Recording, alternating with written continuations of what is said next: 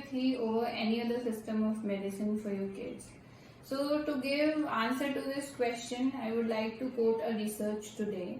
This research was done by Central Council for Research in Homeopathy along with the Homeopathic Research Institute, which is based in UK.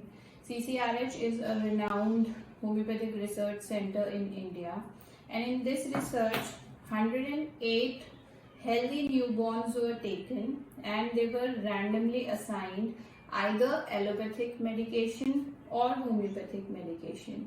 सो उनको बस एक ही type की treatment पर रखा गया था 2 साल के लिए. तो उस रिसर्च में 2 साल के बाद ये निकल के आया कि जिस ग्रुप को एलोपैथिक मेडिसिन दिया था और जिस ग्रुप को होम्योपैथिक मेडिसिन दिया था उसमें the recurrence of infection or the number of times the infant got infected or had any sort of illness, homeopathic group में वो एपिसोड्स बहुत कम थे, जैसे कि एक्यूट रेस्पिरेटरी इन्फेक्शन या फिर skin infection, diarrhoea, vomiting, fever, जो भी कॉमन इलनेसेस होती हैं शुरू के 2 साल में बच्चे की लाइफ में, वो होम्योपैथिक ग्रुप में काफी कम हुए. इसका मतलब जो मेडिसिन है उसने काफी अच्छे से काम किया, होम्योपैथिक मेडिसिन ने जो भी उनको दी गई थी पर्टिकुलर इलनेसेस के लिए, एंड धीरे धीरे बच्चों को इन्फेक्शन होने ही बंद हो गए. सो रिजल्ट्स वर क्वाइट गुड. मैं इसके लिए कुछ स्टैटिस्टिक्स कोट करना चाहती हूँ. तो इस रिसर्च में ये देखा गया कि 187 बच्चे जो कि एलोपैथिक ग्रुप के थे वो बीमार पड़े, और जो होम्योपैथिक ग्रुप था उसमें केवल 97 बच्चे बीमार पड़े. Like there were only 97 episodes of illnesses in the homeopathic group and 187 episodes of illnesses in the allopathic group. इसके अलावा जो मेजर कंसर्न रहता है पेरेंट्स का, एंटीबायोटिक्स का.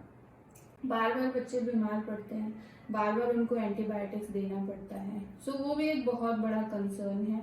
इस रिसर्च में ये निकल के आया कि जो एलोपैथिक ग्रुप था बच्चों का, उनको 44 टाइम्स 44 बच्चों को एंटीबायोटिक्स देना पड़ा बार बार, जो कि 158 एपिसोड्स थे इलनेसेस के.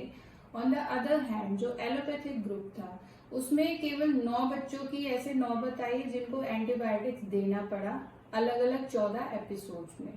सो this is a very huge difference कि जब हम बच्चों को एलोपैथिक देते हैं शुरू से या फिर हम बच्चों को होम्योपैथिक पे रखते हैं शुरू से, तो धीरे धीरे उनकी बॉडी जो है वो उसी तरीके से मोल्ड होती जाती है. तो मोल्ड होने की वजह से जो बच्चे एलोपैथिक लेते हैं वो बार बार बीमार पड़ते हैं, उनको बार बार आपको एंटीबायोटिक का कोर्स कराना पड़ता है. ऑन द अदर हैंड जो होम्योपैथिक ग्रुप है उसमें केवल 2 साल में केवल 9 बच्चों को एंटीबायोटिक देने की नौबत आई. So this is a huge difference. Apart from that जो इकोनॉमिक्स है वो भी एक बहुत बड़ा फैक्टर है इसके लिए. जो एलोपैथिक ग्रुप है उसमें बहुत खर्चे हुए.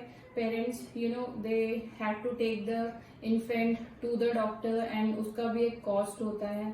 होम्योपैथिक ग्रुप में दवाइयां जो है वो चीप होती हैं, उसके अलावा बार बार बच्चे को डॉक्टर के पास ले जाना ही नहीं पड़ता, तो वो खर्चा अलग से कम हो जाता है.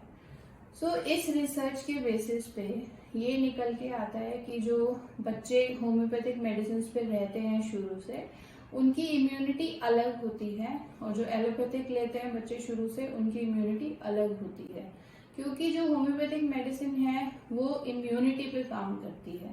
इम्यूनिटी ठीक होती है बच्चों की तो वो इन्फेक्शन से फाइट कर पाते हैं और बार बार बीमार नहीं पड़ते हैं.